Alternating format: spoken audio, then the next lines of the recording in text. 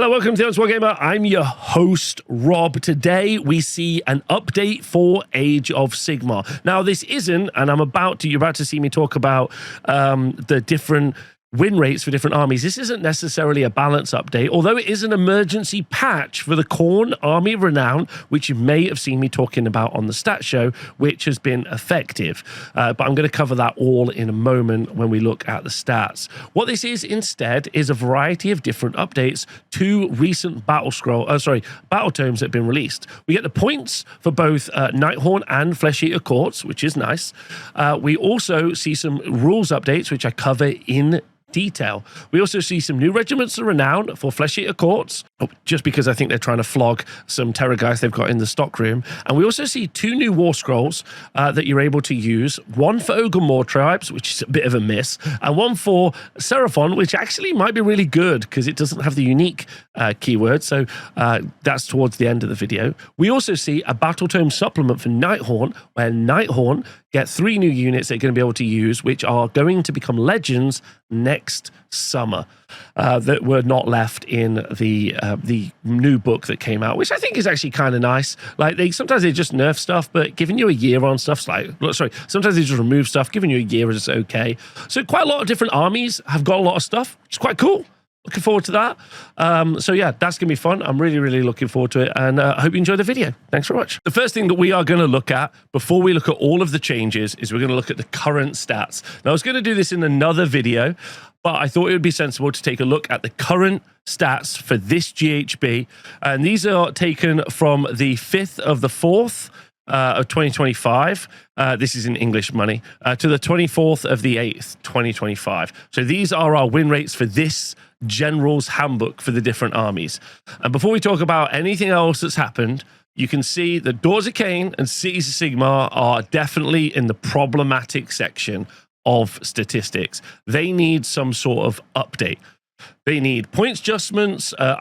Personally, I think Cities of Sigmar can just do with having the command core be unique. I think that would be good. Daughters of Khaine is a real issue, all right? A real issue in that changing Daughters of Khaine is a very knife edge, which is obviously ironic because they love knives. Because I think if you just give them one less unit, I think that's right. But they've got so many cheap, good units, Shadow Stonkers, Canary, that can do tactics and do stuff, that it's going to be really hard to affect the core mechanic of the army, which is just being badass and fighting twice. Plus the updates they got from the Scourge of Garan updates, which make them very effective. Cities of Sigmar also got a big update in the Scourge of Garan update, specifically Veteran Cannoneers as a battle formation, and also the Pontifex and Estra being far more effective. And I will agree that some of those elements need to be looked at for sure, and that needs to come down. And as you can see here, even though I still get the feeling that they're not as strong as they seem, especially because I see so many 4-1s. Unfortunately, I know for a fact that they have more 5-0s than anyone else here in this list. They are going to need addressing, and you know, the numbers say what the numbers say, and they need to come down. So let's do that. Let's make some positive changes. I'm just a little bit worried about going from 61% and jumping down to Gloomspite Gits at 41. Although I will say Gloomspite Gits and Seraphon have featured recently in the 4-1-5-0 bracket, 4-1 bracket at least, the past couple of weeks. So I don't think they're necessarily as garbage as it looks down there. So that's just worth talking about. But yeah, we need Gloomspite Gits, Angels, and Seraphon to have a more robust change to see them get uplifted. Similarly, Kharadron Overlords and Cruel Boys. Now, Kharadron Overlords are in a sticky situation in that they just got a new book. I think also when new books just arrive, people struggle with how to manage them. And I've said this already about Kharadron Overlords. I would like to see them maybe get one less unit on the board, and that's probably about it. Cruel Boys are very effective, very effective, and hopefully we haven't seen them like dip under the radar. I think similarly, they need one less unit. The big problem for Cruel Boys recently seems to be, over the past few weeks, seems to be multiple units of monster hunters or monster killers. We've seen them taken in like 5, 6, 7 units. Multiple times. So maybe a restriction of like 0 to 3 on those might help stem the tide. But we've also seen multiple Cruel Boys lists that have also done really well with just like 2x20 Gut Rippers and a bunch of the other updates. Again, the Scourge Garan updates, specifically that Gnash Tooth, have been really effective. That Gnash Tooth is such an amazing war scroll. So I would say they all need looking at, and I want to be clear and just double reinforce. I think Cities of Sigmar need to be addressed. Daughters of Khaine, I worry how they're going to address those. Kharadron Overlords, I think just one less unit. Cruel Boys, I think it's the battle traits that really help them be very effective. Also, in the Full Send Summer, they're really good at doing a tank and spank. So they're very good at that anvil smash. Seraphon, well, where do we start with Seraphon? I think the Slan needs like maybe an updated war scroll. I think that would be a really good start. I feel Iron Jaws is a spicy one because I think Iron Jaws are okay.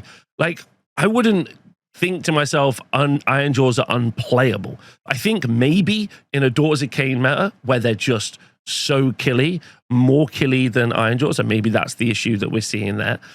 Glue Kits also, I think, are very playable as well, so I don't really know what's happening there, and they're not in a terrible position. That's worth pointing out. 45% is normally our lowest. We've had armies in the 30, 25% win rate section before. I wouldn't be too disheartened if you're a Gits, Iron Jaws, or Seraphon player. I think your armies are okay. They're obviously not super powered, but they're not terrible. So those are the kind of 6 to 7 armies that we think need addressing. Also, just shout out to Idoneth Overlords riding that 55% win rate line. I personally think that they're about to spike up massively. People are taking them. They're becoming much more popular this GHB. I think we're going to see them go up. So if we see any adjustments to that, that would be good as well. So these are what we need to see addressed in this balance update or in the next balance update. So hopefully we can. Let me know in the comments below what your thoughts are on this, and obviously what your thoughts are on my takes. I mean, we could go through this whole thing. That's why I said it should be a different video. Stats videos are always great. Shout out to Rob for bringing that information. Let's go and look at what changes have actually happened. So the first thing we're going to get into is any core changes to the core rules. And the first core rule change that we're going to look at is for terrain control. Now, this actually isn't a change. It's a clarification with, I guess, an amendment, effectively. Now, there are 2 things that you control with your units in Age of Sigmar. There are objectives, which are sticky, i.e. if I've controlled them and I move off them, I still control them unless my opponent decides that they are going to move some models on it, or if there's some other secret abilities to do so. The other is terrain. Terrain is not sticky. Instead, it's touch and go. So if I control it, then I control it only for as long as I'm within range to control it. Perfect. However, we have had an update or a designer's note, which is for the purposes other than determining for feature control, i.e. control of the objective like you would do, control of the terrain as you would an objective. A unit can contest more than one terrain feature. This is going to key in with battle tactics and certain abilities and how they work. That's what we are seeing there. It's a very small change, and if you just casually play Age of Sigmar, you probably won't care. But if you are playing and you want to do battle tactics properly, this is something worth noting. Our next clarification is a question, which is, and I repeat, can units in an army use the example spell and example prayer from the sidebar? This is in the core book. There is an example spell and prayer. People thought you could use it, and to clear that up, they've answered no. Pretty simple, however, clear that people make mistakes, so there we go. As you go through this document, if you're looking at it at home, you'll see that there are lots of deleted FAQs and answers earlier in the document. We're now on page 19. Those deletions are mainly because they affect things that either happened in the old game, the old GHB, or have been recently updated, or have been changed with the updates that we saw last month, or they have been answered by the game generally changing. So there's been lots of things that have been deleted. It doesn't mean that inherently those answers have gone away. They've just either moved somewhere else or the game has become slightly more streamlined. Now, moving on to some actual changes, we've seen 2 changes to the missions of the 12 missions that we have. The first one, the first new change is to the battle plan Grasp of Thorns.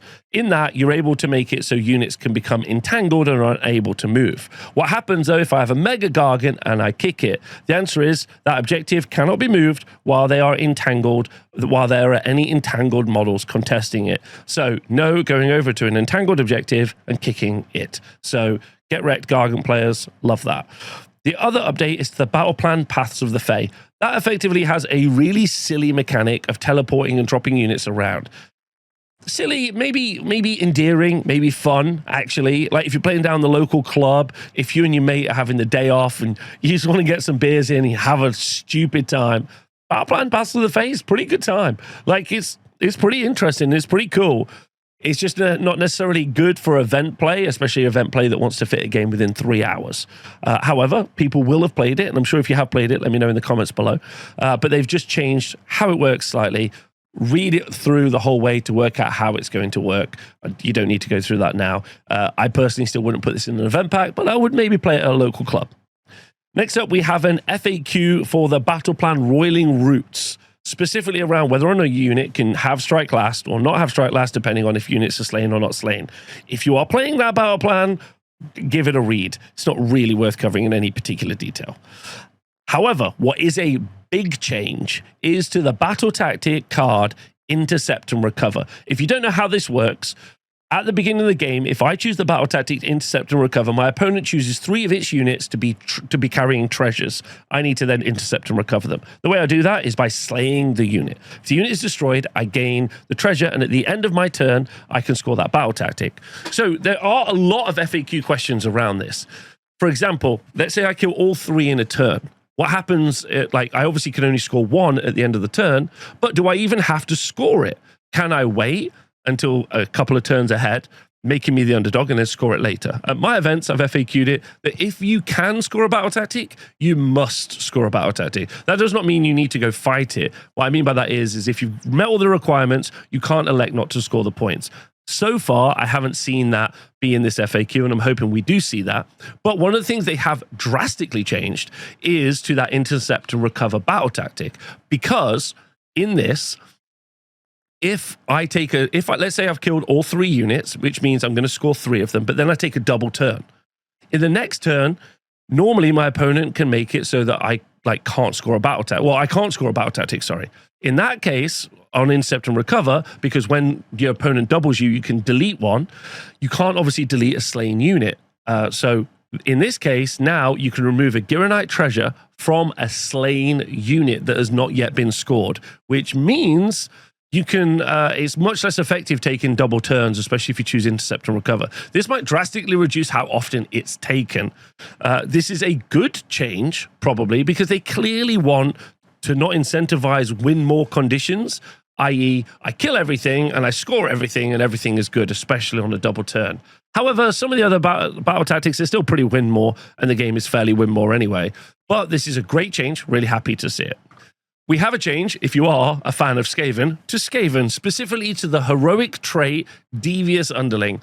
Previously, the way it was worded, you could pick yourself. It was a heroic trait, so the character that had it could pick itself to be a Devious Underling, which is actually pretty devious, if I'm honest. However, it's been updated to having to pick another Skaven hero to be your Devious Underling, which is less devious, if I'm honest. But that's the change. Very small. So the next update is not an update. And if you watch any of my Scourge of Garan videos, literally any of them, you will have known that Scourge of Garan, or Soggy War Scrolls, which were Age of Sigmar rules additions. So, for instance, there are 2 War Scrolls that you can use for a Black Coach. There is a normal one, and there is a Scourge of Garan one, or Soggy, as we often refer to it. They're going to last from the summer of 2025 to the summer of 2026. So, an alternative War Scroll. So, can you use alternative War Scrolls or Scourge of Garan War Scrolls in Armies of Renown? And the answer is yes. Can you use them in Regiments of Renown? The answer is no. Now, they did reference this, but they only referenced this for some reason in a Warhammer community article.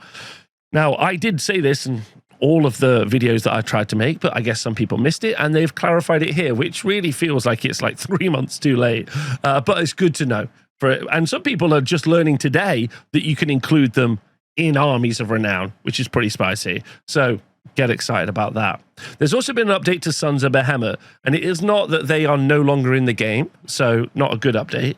But if Scourge of Garan Kraken Eater Mega Gargant is in reserve beneath the waves, at the start of the battle round 4, is it destroyed or 6 damage points allocated to it? Answer, it's destroyed. But a better answer is, shouldn't be allowed to be played.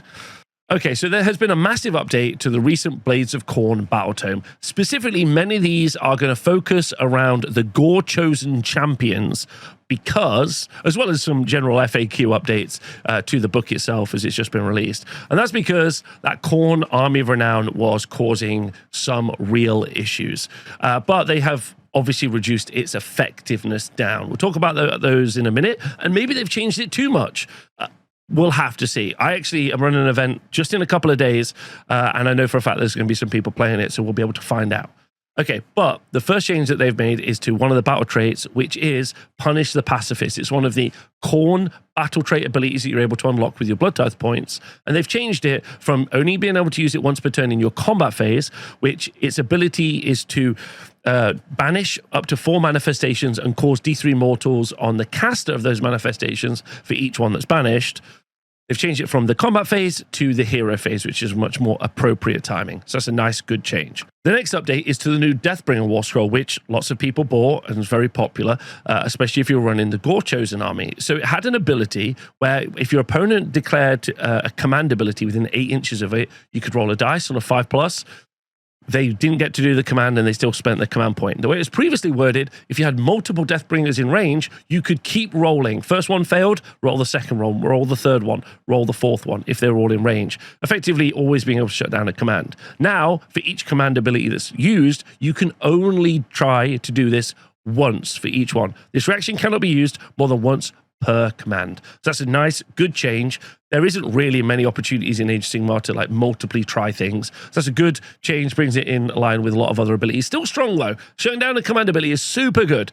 It goes from guaranteed to just having to play like everybody else. The next update is to the Skull Grinder. Great model, by the way. Huge fan. Again, used in Gore Chosen. There was a mistake, really, in its ability called Bone Crushing Strikes. What previously happened was you rolled a dice, and if the roll is equal to or less than the target's control score, the score being the amount of a control value. So if I have 10 models with a control characteristic of 1, I would have a control score of 10.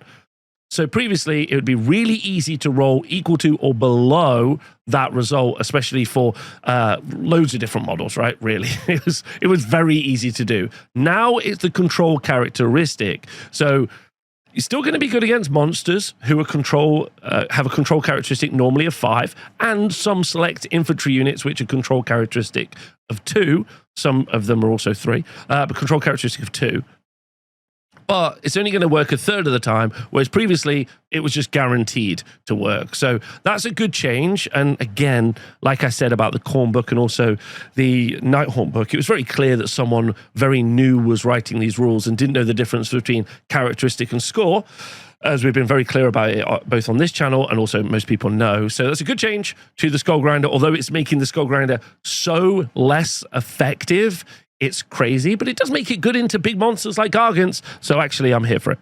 Okay, the next update is to my favorite character in the Khorne roster, the Bloodthirster of Insensate Rage, sometimes known as the Boomthirster. It's got this amazing ability where, when it hits with its big mighty axe, any 6s to hit or crit hits are going to do D3 mortals to every enemy unit within 8 inches. Now, this is at a change where previously it did D3 mortals to everyone within 8 inches. Now it's clarified exactly when it happens, and it happens after the fight ability has been resolved. It's a great question as to what the practical effect of this is. I guess there's several different effects. First up, let's talk about people may have been trying to apply the mortal damage before they applied the other damage. This might be really important because there might be a character nearby that's giving a ward aura out as an example. You know, you roll 2d3 mortals on a character, it dies, then the rest of the remaining damage isn't going to get a ward aura on a unit. I personally think that they all happen simultaneously, so I would have never let that happen myself, having used these models, but either way, that's no longer possible, which I think is really positive. Another unintended consequence, or maybe intended consequence, is if I kill enough stuff that is within 8 inches of my model, then with the fight ability, so like with my big smashy axe, then models outside of 8 inches, or the unit outside of 8 inches, I might have killed enough stuff that I no longer apply the mortals. Finally, finally, if there's, for an example, a model that doesn't die, like, you know, on a 3-up, a model dies, on a 3-up, it comes back to life with 1 health remaining. This is going to give you the ability to just drop an extra D3 mortal damage on top of it, which is quite interesting. Maybe I'm going to have to check the timing about that, because it would be after the fight ability has been resolved. It would be my turn as the active player, so it would be my order of operations before their order of operations. So maybe it only works in my opponent's turn, and then in my turn I actually don't do that. So anyway, there's been some unintended consequences there, or maybe intended consequences.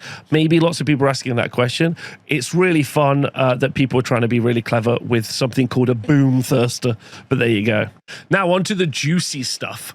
The Army of Renown, the Ogor Chosen Champions, has had a change to the Scarring Blade. This was a artifact that allowed you to take D3 mortal damage, and then you could add that number of attacks to every Ogor Chosen Champion on the board, where their output is absolutely insane. And you could do this like every turn, basically, in the combat phase. What changed? Well, previously you used to be able to ward save those abilities, but you can no longer make ward rolls for that.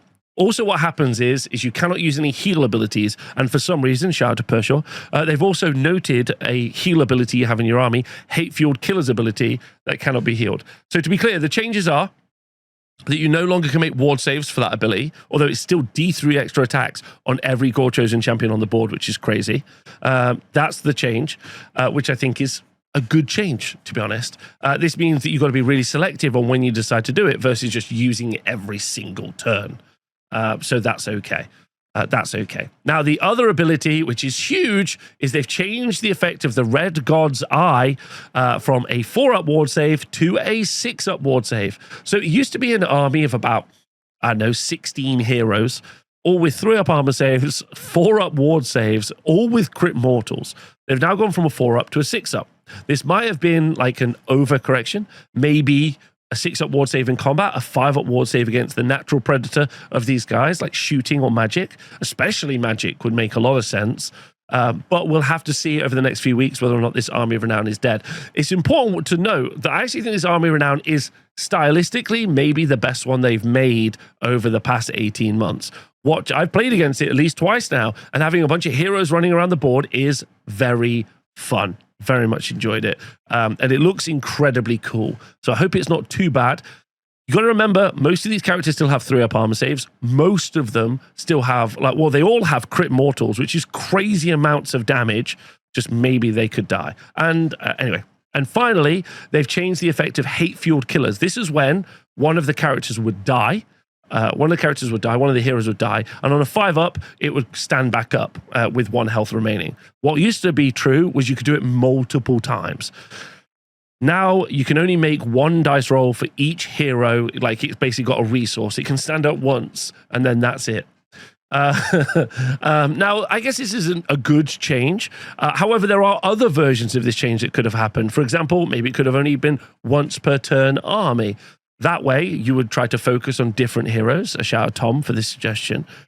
Also, the idea of one guy constantly standing back up because he's just undefeatable in a kind of rocky situation is very funny, and is also very cool as well. But this is a good change. Maybe it could have been a different change, but the real question is this Army of Renown dead on the door now? I don't think so. I think it's still very playable. Deathbringers have still got a very scary ability that can wipe characters out, which is very fun. They have also lost their strike last as well, and also they have got it. So they've made it so that you're not going to be able to shut down as many commands. So it's effectively a quintuple nerf, maybe the first we've ever seen. 5 specific nerfs to make this army not as good. And this army, while very effective in the state that it was in, wasn't necessarily getting a million 5-0s. So we'll have to see. I personally still think it's maybe the most fun Army of Renown you could play. So big changes. Let me know what you think in the comments. Next up, we've also seen some changes to the Battle Tome Idoneth Deepkin. Don't forget that book only came out recently. The first change is to the Icon of the Sea character. It had an ability called the Surging Sea where you could, up to 1 friendly unit could have an additional, you could give a unit a 3d6 charge. Previously, it was written friendly unit, so you could ally a unit in, you know, via a regiment of renown, and that could 3d6 charge. And now it can only be an Idoneth Deepkin unit, really proving that someone at Games Workshop doesn't like fun at all. Next up, the Icon of the Storm, another unit. Previously allowed you to retreat out and still charge and shoot. However, it didn't have any bonuses or didn't let you ignore taking the D3 mortal damage you normally take when you retreat out of combat. However, the Icon of the Storm now does have that, which is good. That's a great change. That's a great change. So now units older than 12 inches ignore the D3 mortals you take for retreating. They have made it so the Incarnate of Deep has got a banishment characteristic of 9, and the Gloomtide Shipwreck is impassable, which is fine. Some clarification, sorry. The Shipwreck is no longer impassable. They haven't added impassable to it. They've made it no longer impassable. Worth pointing out. Next up, we have the Regiment Renown, the Namarti Shore Raid. It's just clarified that its ability to deploy this unit is used instead of the deploy or deploy regiment ability. That's it. There's been an update to the spell Slipstream, however you say it, which is for the Army of Renown, the Wardens of the Carillium, which just clarifies the D6-inch move that you make. So overall, the clarity that we've gained from Idoneth Deepkin is basically bonuses to the Icon of the Sea and the Icon of the Storm, a buff for the Incarnate of the Deep, some clarity on the Gloomtide Shipwreck. All of those are fine. Absolutely fine. I think Idoneth Deepkin are in a good place to play, but weirdly, no one's playing them at the moment. I wonder why. So, moving on to Kharadron Overlords. And these, since that battle tome has dropped, they have had a very good win rate, but also a lot of people have been very salty, even to the point where some of the army has been banned in some places. Who knows? So we've had some clarity now on some of the different abilities and rules. We're going to talk about that now. The first one is to the battle formation, the Rapid Redeployment Squadron, and the ability Extra Repel Anchors. So what that did was that allowed you to take 2 units, and you can, the way it was worded was, there was some sort of like interpretation where you could take 2 units of 6, because it didn't say up to a combined amount of 6. So now you can take 2 friendly Kharadron Overlords infantry units instead of 1, with a combined model count of up to 6 instead of 5. Very simple. So now you can have like 2 times 3, or a hero and 3. Very simple. Or a unit of 5 plus 1 up to 6. Very easy. The previous version did not write this very well. The next change is actually a buff to the Kharadron Overlords. This is to the Engineers Guild Expeditionary Force battle formation. This allows you to take an additional artifact of power. However, when it was written in the book, clearly written a year before they even started writing the Scourge of Khorne updates, you could only take them from the Inventions of the Skyports. But now the Scourge of Khorne updates also have additional artifacts of power, and you can also choose one of the artifacts from those as well. That's a nice little bit of change for the FAQ. This is good. Lovely little change, showing the difference between those Scourge of Khorne updates, which they kind of had to do to invigorate some love into the game, and the books that they wrote a year ago. Our next change is to the new Vongrim Salvagers. On their Spotter's Flare Gun ability, it's changed from adding +1 to hit rolls to changing it to +1 to rend rolls, or +1 to your rend. So yes, +1 to the rend characteristic of melee weapons used by Vongrim Salvagers and Vongrim Harpoon Crew units for attacks that target unit contesting that objective. Obviously, multiple... Hold on, just to be clear, I've said that wrong. You keep the +1 to hit rolls. I apologize. It's the second bullet point that's changed. So it's actually changed the second bullet point, not the first bullet point, updating how the rend works. There's been an update to the Archnaut Frigate. The Archnaut Frigate allows you to obviously take units in with it when it charges. However, they've added an addition on to the end of the ability, which is already a pretty wordy ability, the Assault Boat ability. Normally, it ended with this unit and the targets have charged. However, they've now made it so that this unit and the targets have charged, and the targets, which are the units you bring along with you, cannot use any more core abilities, therefore no doing additional charges in the charge phase for the rest of the phase, which is a nice piece of clarity. This is because previously you could charge and charge again, therefore obviously making crazy long charges. Also means if the frigate fails its charge, you cannot charge the balloon boys in addition. Okay, there's also been an update for the Army of Renown Pioneers Outpost and the Army of Renown the Magnates Crew. If you're running either of those, check out the update. It's not super important. However, the Regiment Renown Drucky's Privateers have made it so that in that Regiment Renown, the Aisling, which is a specially named boat, goes from, has a health characteristic of 17, which is a mistype in that book.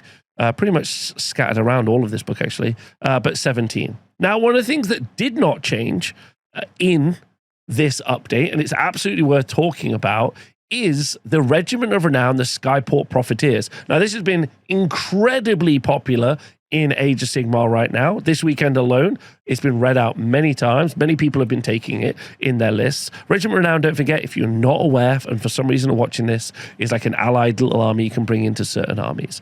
And the reason this is so popular is for two reasons. Number one, you get Thunderers in your army with the ability to turn off ward saves for enemy units, which is good. But in addition, they have an ability called No One Rides for Free, which only costs 1 command point, which lets you pick a friendly infantry unit with up to 10 models, wholly within 9 inches, and basically teleport them somewhere else. Absolutely worth taking in some armies where you could just teleport units, which normally you wouldn't be able to teleport. Cost you a command point, but that's fine.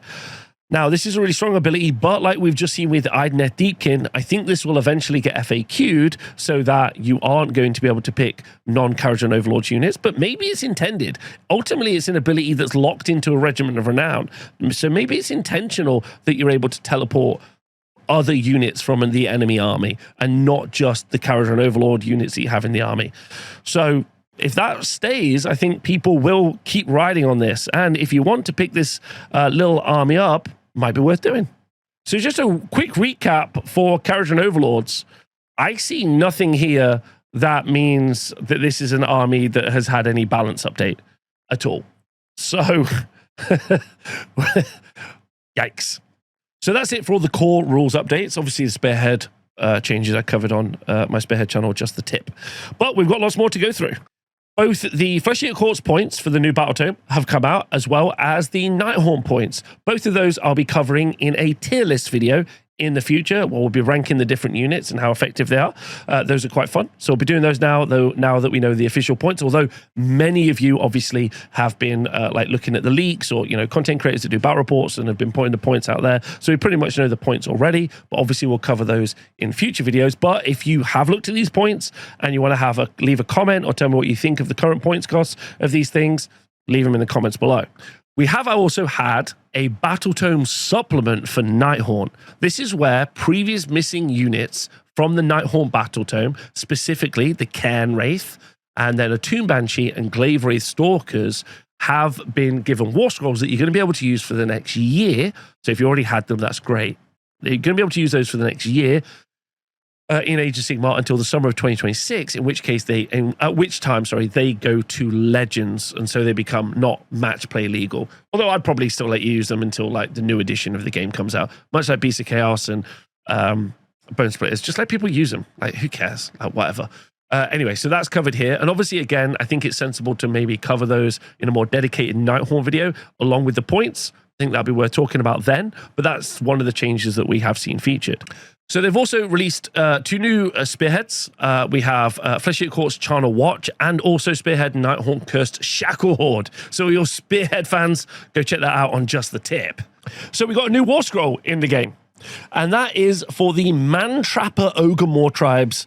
The Ogor Tribes army and the Man-Trapper war scroll. It's 130 points for a character that can occasionally reduce the charge roll of an enemy unit by d6. But let's go through it in detail.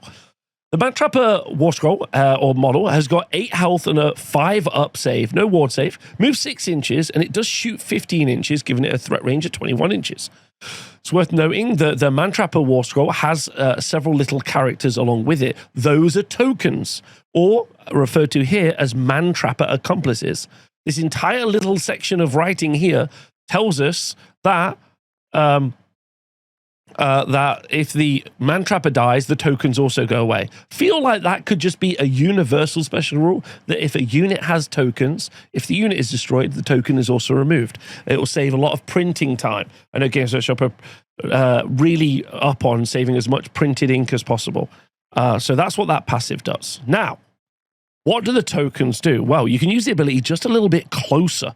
Once per turn, at the start of the battle round, once per turn army, please do not try to take multiples of these guys, right? If any of this unit's man-trapper accomplices are next to this unit, pick a visible enemy unit to be the target. Pick one of this unit's man-trapper accomplices and put it next to the target. So once per turn army at the start of the battle round, so you can put multiple next to an enemy unit. Like by battle round 3, you could have put up to 3 of those guys on an enemy unit. Very, very cool. Okay. No, it's saying if okay. So what is the purpose of putting these tokens or the accomplices next to an enemy unit? Well, once per turn army in any shooting phase, don't do it multiple times. Pick an enemy unit that had any damage points allocated to it this turn by this unit's shooting attacks to be the target. So let's take a look at the shooting attack, shall we? Okay, so the shooting attack is 15-inch range. It's 4 shots, 3s and 3s, rend 1 D3 damage. Genuinely not too bad. Like, to be honest, for 130 points. Rend 1, fine. It's got crit auto wound as well. Hitting on 3s, don't hate that. D3 damage. So if we do any wounds to an enemy unit, all right, then we make a dice roll of a D6. And we take 1 away for each accomplice that we've put on that unit. And then if the roll is less than the target's save characteristic, which against heavily armored stuff, you're going to need those accomplices. But against lower armored stuff, you're not going to be too bothered, right? You know, on a 4-up, it's going to be a 1, 2, or 3, 50-50. Then until the start of your next turn, subtract 1 from the number of dice rolled when making charge rolls for the target to a minimum of 1. And the target does not have fly. So you've now got some new tech to add into an Ogor Tribes army where you can reduce down sometimes the charge distance of enemy units. Not too bad. 130 points, an okay range. Not too bothered about this myself. Now, if you are an Ogre player, let me know what you think adding this tech into the army is going to achieve. I think a situational reduction in the charge rolls of an enemy unit is probably not going to be worth 130 points to me, but let me know if you're an Ogre player. So if you are a Seraphon fan, you also got some new units as well. The Sunblood pack is a new war scroll you're going to be able to use in your Seraphon army. Previously a Warhammer Underworlds set of minis. If you don't know, Warhammer Underworlds is a game no one plays. And they keep releasing amazing Age of Sigmar models, which is pretty good. So the Sunblood pack is 3 models. You have a Sunblood and 2 Saurus bodyguard. They have got 3 health each and a 4-up save. Now, it's worth pointing out that thanks to the passive scaled protectors, you ignore positive and negative modifiers to this unit. So they have an unrenderable 4-up save on 9 health because they're 3 models each. If 2 die, you could try to rally them and get 1 back into the unit. Not a bad choice. They're going to be a unique war scroll as well. Or they're hearing. I was wrong about that. They are not a unique war scroll. So you could potentially take multiple of these. I don't think I'm wrong. So you can have multiples of these. And don't forget, because they're heroes, I think you can put artifacts on this as well. Very interesting. Very interesting. Okay. They've also got a passive called Star Spawned. You ignore the first damage point that would be allocated to friendly Saurus and Croxul units each phase while they're wholly within 12 inches of this unit. That's also good. Actually, that's also good. And lastly, if you do end up in combat with this unit, in any combat phase, and this is not once per turn army, pick an enemy unit in combat with this unit to be the target. If this unit's Venomites tokens on the battlefield, because it has a token, obviously, it's like Magic the Gathering, roll a d3. On a 1, you remove the token. But on a 2+, you inflict an amount of mortal damage on target equal to the roll. Also, talking about melee output, they've got 3 attacks each, so 3 models times 3, 9 attacks. Hitting on 3s, win on 3s, rend 1, damage 2. And like I said, you can give them artifacts. So if you really wanted to, you could give them the Blood Rage Pendant, which you can have +1 to the attacks characteristic as well. And also, they're ethereal. So, like, pretty good, I'm going to say. It feels like not being unique might be an oversight. Like, they're 150 points, I should just point out. So 150 points feels okay. 3 units of them is 450 points. And while that's quite a lot, you know, that's 27 health on an unrenderable 4-up save. Not terrible. With the opportunity to rally, 3 wounds is pretty achievable. So, yeah, like, I think at least an interesting option for Seraphon at least, and if you were running a slan, which would be crazy in 2025, but if you were running a slan and 2 die, oh no, actually it's a hero. You're not going to be able to bring any back. Don't worry. I already caught myself there. So you're not going to be able to do that. But still very interesting. Like, very interesting. 5 units? 6 units? 7 units? 6 units is 900 points of, that's, what is that? 52 health, unrendable health. Very interesting. Should you take it? Probably not. Don't go out and buy 6 units based on this review, but it's at least spicy. Okay, lastly, there are 2 new regiments of renown for Flesh-Eater Courts. You have the Horrors of Hollow Watch, although obviously you can't use these in Flesh-Eater Courts. Regiments of renown are not used in their normal book. They're used for other armies. This is where you get a Terrorgeist. It costs you 250 points, I'm going to say. 200 and something points. I can't remember exactly. Someone did tell me. Some amount of points. 230 points. And you get a Terrorgeist, and it always has to charge, and if it kills something with its shooting attack, it gets +1 to its shooting attacks. You can use this in Nighthaunt, Ocearch, Bone Reapers, and Soulblight Gravelords. Now, I want to be really careful in talking about this, but I personally think that it's likely that the Terrorgeist will go away into Legends. Very much like I said Beast of Chaos would. Just like I said, many things will. Mainly because I think it will go into the old world along with things like the Nighthaunt units that we saw earlier. They're a really good, clear indication of stuff that might go away. So I want to be really clear about that. So I think this is just Games Workshop's way of trying to clear back stock of the Terrorgeist, which I think is a bit underhand. So take that if you want. There's also another regiment renown called the Scarlet Jury, where we have seen... it's got Grand Justice Khorne, a Royal Decapitator, and some Crypt Guard, and they always are under the delusion of the accusations of regicide. Now, easily hands down the most evocative lore and narrative in Age of Sigmar is the whole Flesh-Eater Courts delusion faction. Ability is very cool, and I'm sure many people would love to put a Grand Justice Khorne, Decapitator, and Crypt Guard into their army. I think that would be a fun time. Just great. Absolutely great. Okay, so... that is everything from this update.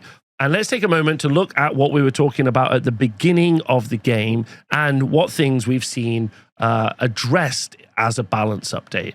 Well, we have seen nothing for Cities of Sigmar that's been addressed in this update. Nothing for Kharadron Overlords, nothing for Cruel Boys. Kharadron Overlords, if anything, have taken a buff. Nothing for Cruel Boys and nothing Daughters of Cain. So this definitely isn't a balance update or is intended to be a balance update. And instead, it definitely seems like it's clarification and also some moving around of some elements in the game so that you get some clarity for your faction, for the new books that came out. So that's what it seems to be. So we now know that in a month's time, when we get the battle scroll, which is the balance update, we're more likely to be getting some of these things addressed, which is pretty fun. And also Games Workshop have been pretty exciting with the balance updates. The one that we got last Christmas really kind of changed the shape of the game. So I'm really expecting or hoping we're going to see some pretty big changes in that balance update that's coming in the next few weeks, probably about a month out, which is nice. This is just one of those updates that's going to clear stuff up. But they made a very fast and very reactive change to that Khorne army of renown.